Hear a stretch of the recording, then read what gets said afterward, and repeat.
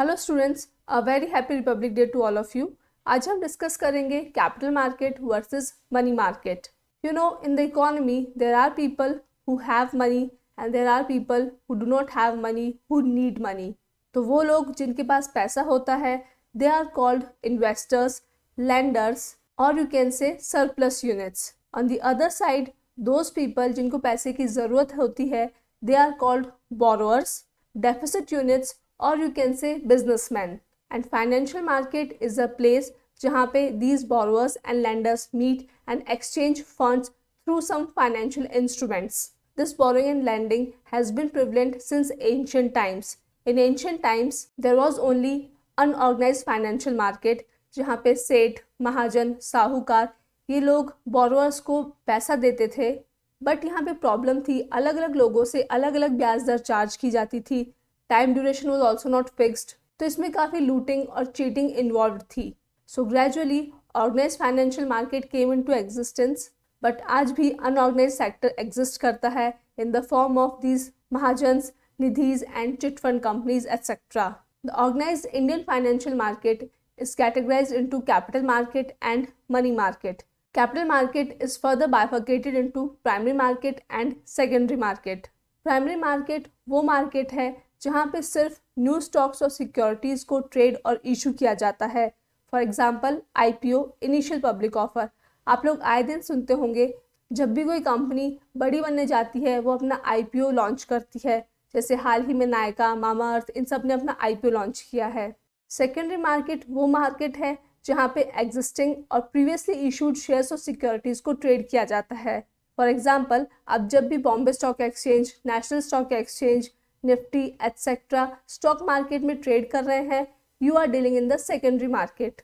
Now let us understand what is capital market, what is money market and what is the difference between these two. First difference is definition. Capital market वो financial market है जहाँ पे medium to long term debt और equity securities are bought and sold. Long term का मतलब है इनका maturity period is more than 1 year. वहीं money market is the financial market जहाँ पे शॉर्ट टर्म फाइनेंशियल असेट्स जिनकी लिक्विडिटी 1 साल से कम है उन्हें ट्रेड किया जाता है ऑन द स्टॉक एक्सचेंज। तो यहाँ पे maturity period is less than a year. Coming to financial instruments, financial instruments वो टूल्स होते हैं जिसके द्वारा बोरोअर और लेंडर के बीच में मनी एक्सचेंज होता है। जो लेंडर है अपना पैसा इन्वेस्ट कर रहा है, लोन दे रहा है, he wants to be assured of his loan कि उसे फ्यूचर में उसका रिटर्न भी मिले और कैपिटल भी मिले। इस फंड की एवज में जो बोरोअर है वो लेंडर को फाइनेंशियल इंस्ट्रूमेंट्स देते हैं जिनका एक पर्टिकुलर मैच्योरिटी पीरियड होता है।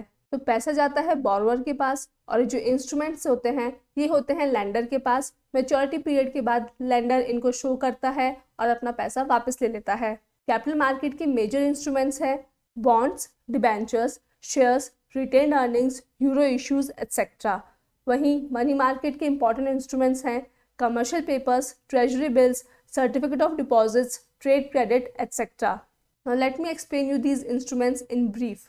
वैसे तो ये जितने भी इंस्ट्रूमेंट्स हैं they are just a piece of paper, but they are legal. इनके ऊपर स्टैंपिंग होती है, साइंस होते हैं, they are backed by some collateral security. मतलब अगर इन्वेस्टर को इन इंस्ट्रूमेंट्स को शो करने पे पैसा नहीं मिलता है वो उस सिक्योरिटी को सेल करके अपना पैसा ले सकते हैं। First instrument is bond. Borrower investor से लोन लेता है और एक बॉन्ड इशू करके इन्वेस्टर को दे देता है। इस बॉन्ड पे मेंशन्ड होता है duration of the loan, rate of interest and the collateral security. तो पैसा जाएगा बोरोअर के पास और बॉन्ड्स जाएगा लेंडर के पास। Second is debenture. Debenture is also a type of bond, but यहाँ पे कोई भी कोलेटरल सिक्योरिटी नहीं होती है। That means they are quite unsecure. So you will think who is going to buy these debentures, but इन debentures को issue करती है गवर्नमेंट, सेंट्रल बैंक और हाई रेटिंग कंपनीज। इन तीनों ही केस में we know our money is going to be safe, तो लोग कम इंटरेस्ट पे भी इन लोगों को लोन दे देते हैं। फॉर एग्जाम्पल जब गवर्नमेंट को हाई इन्वेस्टमेंट और हाई कैपिटल वाले प्रोजेक्ट्स परसू करने होते हैं तो वो डिबेंचर्स इशू करते हैं। Debentures are totally based on credit worthiness. Third is share. Share is a unit of equity ownership in a company. अगर आपने किसी कंपनी के शेयर्स खरीदे हैं, आप उस कंपनी के शेयर होल्डर हैं, ओनर है। अगर कंपनी को प्रॉफिट होगा तो आपको डिविडेंड के फॉर्म में प्रॉफिट मिलेगा और लॉस होगा तो शेयर होल्डर को लॉस भी बियर करना होगा। Fourth is retained earnings. Retained earnings ये किसी भी कंपनी का वो क्यूमुलेटिव नेट अर्निंग्स है जो उनका प्रॉफिट होता है after giving out dividends. As I told you earlier also, जब कंपनी को प्रॉफिट होता है वो अपने शेयर होल्डर्स को प्रॉफिट शेयर करते हैं in the form of dividend, और उसके बाद जो कंपनी के पास बचता है that is called retained earnings. और रिटेन्ड अर्निंग्स की बेसिस पे भी businessman can borrow money from the lenders. Fifth is euro issues. Euro issues वो मोड है जिससे इंडियन कंपनीज फॉरेन कंट्री में फॉरेन करेंसी से फंड रेज करती है। तो यूरो इश्यूज जाते हैं फॉरेनर्स के पास और इंडियन बिजनेस कंपनीज को मिलते हैं foreign currency. So these are the major capital market instruments. इसके अलावा भी कई इंस्ट्रूमेंट्स हैं which we will discuss in the future videos. Money market instruments, because ये मनी मार्केट के इंस्ट्रूमेंट्स हैं, इनका maturity period is going to be less than a year. First one is treasury bills. Treasury bills central bank issue करते हैं on the behalf of government. इनका maturity period रहता है 24 days, 40 days, 80 days etcetera.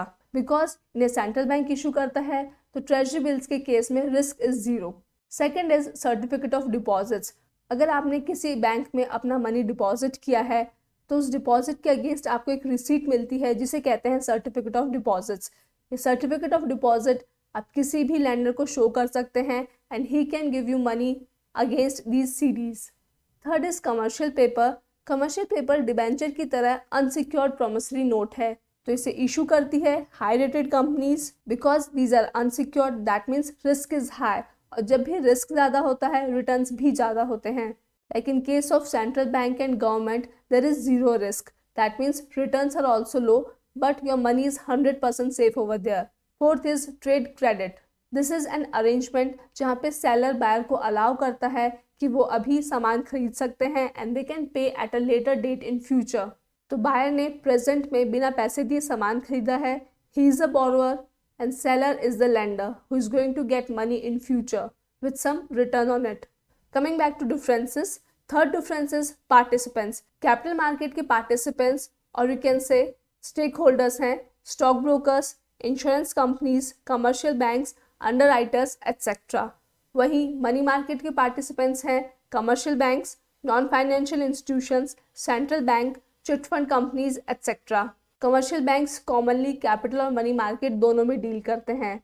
Central bank का एक बहुत important function है to maintain monetary stability in the economy through its monetary policy, और मॉनेटरी पॉलिसी में central bank money market instruments को ही यूज करते हैं because of their shorter maturity period. Purpose, capital market में जो फंड रेज होता है it becomes the asset base of the firm. Because जहाँ पे मैच्योरिटी पीरियड काफ़ी लंबा होता है तो बिजनेसेस आराम से अपने काम पे फोकस कर सकते हैं without thinking about returning money. वहीं मनी मार्केट में जो पैसा रेज होता है it is for short term, तो ये बिजनेसेस के वर्किंग कैपिटल रिक्वायरमेंट को मीट करता है। Features, capital market because long term market है, यहाँ पे लिक्विडिटी कम रहती है, रिस्क ज़्यादा रहता है and that is why returns are also high. वहीं money market because short term market है, यहाँ पे लिक्विडिटी हाई रहती है, risk remains low and therefore low returns. Function, capital market का काम है सेविंग्स को मोबिलाइज करना। हम पैसा कमाते हैं, सेव करते हैं, इन्वेस्ट करते हैं, उसी पैसे से आगे इकोनॉमी में पैसा बनता है।